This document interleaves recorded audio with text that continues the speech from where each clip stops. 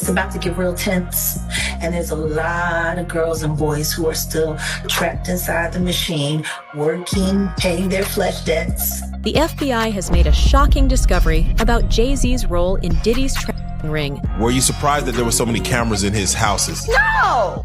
So let me ask you, when you hear that Cassie was told to hire male escorts to come in what they call freak-offs now, is that something normal that happens in Hollywood? Yeah! Freak-offs. Hey, everybody know that. Will Diddy start snitching? He better. But the only thing I'm interested in him talking about is everything he knows about Kathy Coriana White. See, I know you know what happened to Corey. Diddy, I know that. She only had 1 or 2 drinks, but about 40 minutes later, Jane Doe started to feel nauseated and dizzy. She even began to lose control of her motor functions. On August 25, 2001, the world lost R&B's rising princess in what seemed like a tragic accident. But when you start to peel back the layers, Aaliyah's death doesn't look like an accident. It looks like a setup. The small Cessna 402B that went down in the Bahamas was over 900 pounds overweight. It had one more passenger than it was certified for. The pilot, not even legally allowed to fly, with cocaine and alcohol in his system. But here's where things get darker. Reports say Aaliyah didn't want to get on the plane, that she was drugged before boarding, that she was carried on, unconscious. Pilot, who we'll talk about in a minute, recommended that only 7 people fly with Aaliyah, or a total of 7 people in the party. She happened to have 8 in her party, and there was also some heavy equipment and luggage on board. Aaliyah was a nervous flyer, and she was immediately sort of put off by this. Another thing, the flight was scheduled to take off early in the night. It was about 3.5 hours late to arrive at the Abaco Islands. Which, if you're a nervous flyer, already adds to your anxiety. You see this tiny plane, they're late, it's nightfall all of a sudden. Shortly after takeoff, literally 200 feet from the runway, the plane nosedives and crashes, killing nearly instantly 7 of the passengers and the pilot. The only survivor in the immediate aftermath of the crash was a man named Scott Gallen. Scott Gallen was Aaliyah's security guard. Why was she rushed out so fast? Who benefited from her death? These aren't just tragic coincidences anymore. These are signs. Red flags that point to something bigger.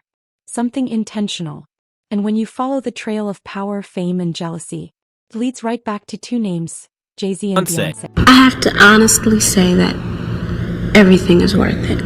The hard work, the times when you're tired, the times when you're a bit sad, the good moments when you're on stage performing in front of thousands of people. In the end, it's all worth it because it really makes me happy. And I wouldn't trade it for anything else in the world. I honestly wouldn't. And if Jay-Z was watching Aaliyah rise too fast for comfort, his obsession might have been far more dangerous than fans ever knew. Jay-Z's obsession, Aaliyah's rejection, and its consequences. According to Dame Dash, Aaliyah's boyfriend at the time, Jay-Z was deeply in love with her. So much so, that their friendship collapsed after Aaliyah chose Dame. What fans never realized was just how personal this triangle was. Jay-Z allegedly pursued Aaliyah when she was still underage, and that detail has only made these accusations hit harder.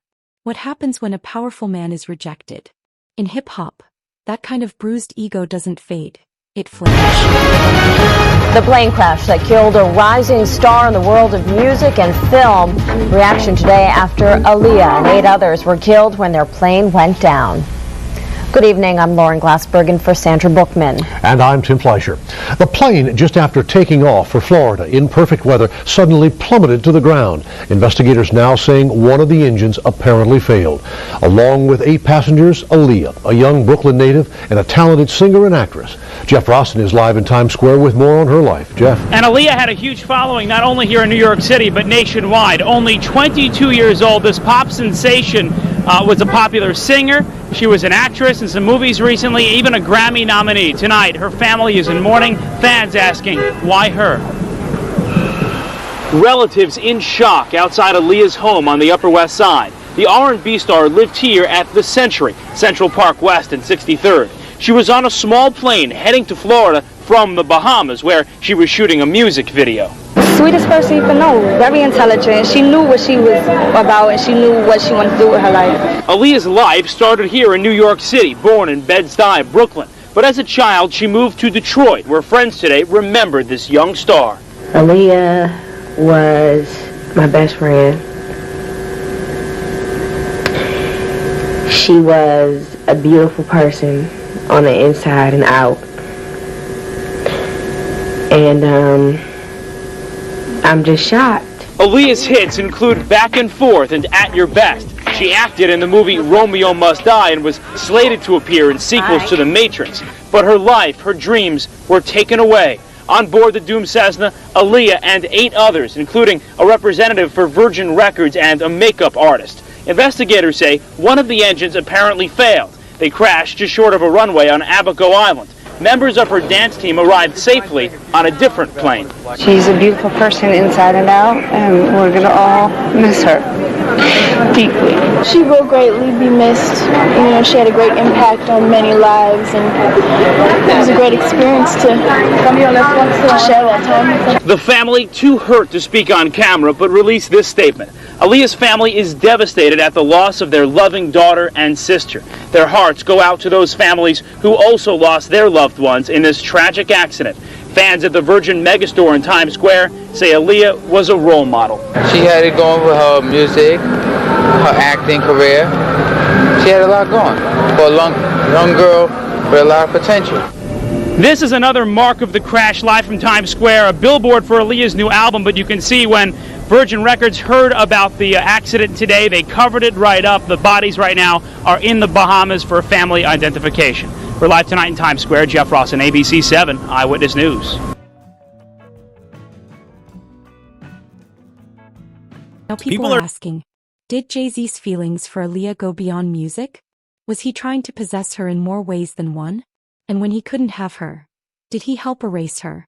Conspiracy theories suggest Aaliyah's refusal and her closeness to Dame may have put her in the crosshairs of industry giants. Giants who saw her as both a threat and a reminder of what they couldn't control. And Jay-Z wasn't alone in this. His closest ally, Diddy, had his own secrets. And when you link the two, their history becomes far more sinister. Jaguar herself confirmed that this arrest was a warning from the elites to keep her mouth shut, but did it work? Heck no. It's like trying to stop a leaky faucet with a piece of tissue paper. That tea just keeps on flowing. Things got even crazier after Jaguar's appearance on Piers Morgan's show. She went on Instagram Live the very next day and accused Jay-Z and Beyonce of making some phone calls to get her slapped with felony charges. It's like they're playing a game of Celebrity Monopoly, but instead of go to jail, it's go to real jail. But wait, it gets even wilder. Jaguar also accused them of using witchcraft to make people blindly follow them. I mean, I always thought Beyonce's dance moves were magical, but this is taking it to a whole new level. Now, people are starting to worry that all these legal attacks on Jaguar are leading up to something bigger. Some folks are even bringing up the case of Kyle Marisa Roth, a popular TikToker who was exposing Diddy and Jay-Z just days before she was found dead. Diddy and Jay-Z, a dangerous alliance. This wasn't just a friendship. It was a strategic alliance, forged in the early 90s, that helped build empires, and possibly bury enemies. Diddy and Jay-Z weren't just collaborators.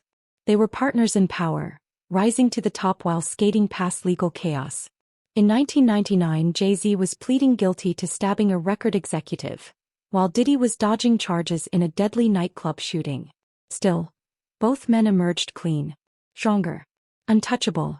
P. Diddy sacrificed this rapper to save his career. On December 28th, 1999, Sean Puffy Combs and his then-girlfriend were celebrating an album release for Shine. Shine was Puff Daddy's 21-year-old protege. They were leaving Club New York when Combs accidentally bumped into Scar, knocking a drink out of his hands. Things escalated and 3 people were shot but survived. Combs and Lopez were arrested for fleeing the scene with a gun in the trunk. J-Lo was quickly absolved. But witnesses said they saw Combs fire the gun, and the driver testified that P. Diddy bribed him to say the gun was his. Shine ended up being the fall guy and served almost 9 years for the incident. Shine alleges P. Diddy bought a witness to take the blame off himself. Combs changed his nickname to P. Diddy to put all this behind it, and 3 years later, Scar was gunned down in a Brooklyn nightclub. There are so many suspicious deaths around him, like when Some now believe it wasn't luck, It was protection, shared knowledge, shared secrets,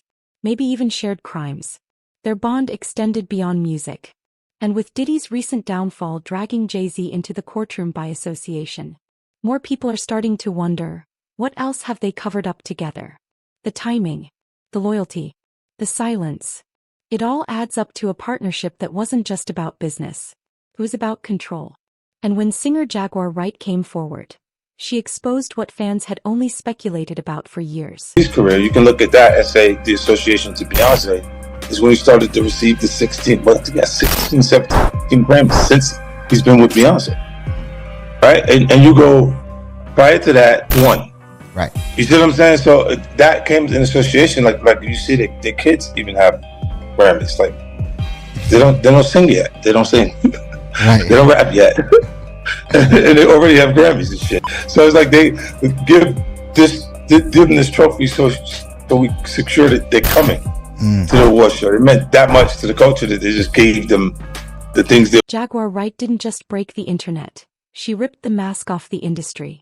In multiple interviews, she accused both Diddy and Jay-Z of being monsters, directly linking them to Aaliyah's death and decades of hidden abuse. According to Wright, Jay-Z didn't just want Aaliyah. He wanted her gone. And Beyoncé? Not innocent either. Wright claims Beyoncé and her team used witchcraft and manipulation to dominate the industry after Aaliyah's exit. She called the power couple's silence during Diddy's scandal a strategy, a way to let the heat pass while shielding darker truths. And the part that had everyone shook? Her claim that Jay-Z has orchestrated these types of takedowns before. Starting with Aaliyah. In an official statement, Homeland Security investigation said it executed law enforcement actions as part of an ongoing investigation with assistance from HSI Los Angeles, HSI Miami, and our local law enforcement partners. This follows from a series of lawsuits from women allegedly that Diddy abused them. Diddy wielded tremendous influence in the entertainment business during the 1990s and 2000s, and all the victims claim he abused his power towards sadistic ends, including violence, rape, and emotional manipulation. In February, a music producer alleged in a lawsuit that Combs coerced her into having sex with prostitutes. And by the way, if you got the video, just to show the video, and then I'll tell you what they found with his there's a bunch of things going on with this. Play this clip. Lit a fire. The theories that once lived on Tumblr and deep forums, now mainstream. And then came the lawsuit. The one that made everyone stop laughing at the conspiracies and start paying attention. The 13-year-old Jane Doe lawsuit. A pattern emerges. In late 2024, a civil lawsuit surfaced that shocked even the most jaded hip-hop watchers. It alleged that Diddy and Jay-Z drugged and raped a 13-year-old girl at an after-party following the 2000 MTV VMAs. The details were disturbing, the setting chillingly familiar. The lawsuit claimed another celebrity watched and did nothing. And while the case was dismissed in early 2025 due to conflicting statements, the damage was done. Losing out money. You got to take drugs. You're going through so much shit to try and deal with life. You are literally, it's an unhealthy space. And so eventually you're going to go too far, you know? Who knows what happened to Philip? Who knows what Heath had to do in order to get to where he was at? There's a lot of things that people do that end up sitting and they can't get over it. And they got to keep getting high, hoping to get it out of their head, you know? But when you lose your man card, that's the only thing I can think of. You lose your damn man card. What is that? What do you mean by that? You give up your ability, your right to being a man. A man don't take it, a man gives it. So when you give up that man card, you don't get that back. Are you saying what I think you're saying? No, I'm saying what I'm saying. You don't get that back. You come into this world as a man one time. You give up that right for anything, for fear of being hurt, fear of somebody doing something, for wanting to gain something. When you give up that man card right, you lose some spiritual energy that has always been pushing through. Like if a woman gives up her womanly right of being a mother and taking care of her family and do all those things, when you give up those things, but when you give up your manhood, I've never seen somebody recover from it. That was all the people that went to the puffy parties. That was all the people that did all those things thinking that there was never going to be a consequence for what they were doing. Got punked out and pimped out by some greater desire. You shouldn't have a greater desire than being a man. The pattern was impossible to ignore. Allegations of underage abuse. Silent observers. Celebrities tied to Diddy and Jay-Z by reputation and receipts. Even dismissed. The lawsuit validated every fear, every rumor fans had whispered about for years. It's one thing to have one accuser. It's another when multiple stories start echoing the same details. And if this was the pattern, who benefited most when Aaliyah disappeared? That brings us to the star who replaced her in every way. From sound to spotlight. Beyonce. How you feel about Diddy in his case right now and all the updates you hear? How do I feel about it? Well, listen, I think he should keep maybe not. He should keep some rope on his soap or make sure he don't drop it in certain places. In case if he do, he might like it. But long story short is that he need to take his counsel advice.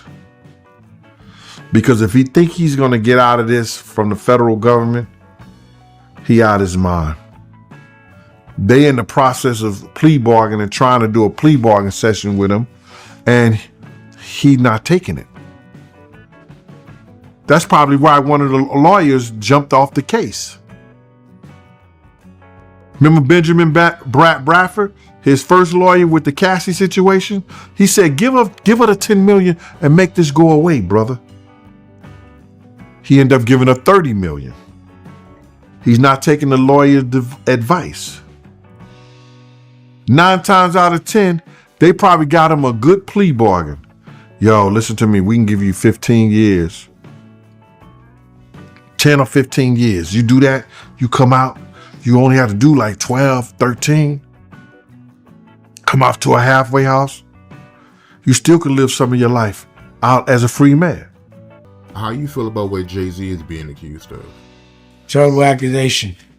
I think what's iller is how people are reacting to the accusation. Like they putting them through the ringer. And I've never seen them do that before. So that's the thing. Like usually things get brushed under the rug with him. And I've been accused of shit that I haven't done before. And people don't scrutinize. I didn't get as scrutinized as he's getting. So I'm like, it's just odd to see him in that, getting looked at in that way by white people, like Jay does, yeah, like I hope that shit didn't happen, but I'm like, damn, they turned the world real, like people on a certain level have been fucking with him a certain way where he couldn't do no wrong for like 25 years straight. This is the first time he's not getting a pass with white media. Like he can control black media because a lot of them either work or do business with him, but like, Drink Champs can't get him out of this one, and neither can Charlemagne, because, those are the guys that hold him down no matter what he does anyway. So he got to get to People Magazine and Entertainment Tonight right now, because they on his head. But the question is why? Like, why now? Because for me, I'd be like, yo, that's so ridiculous, yo, take that to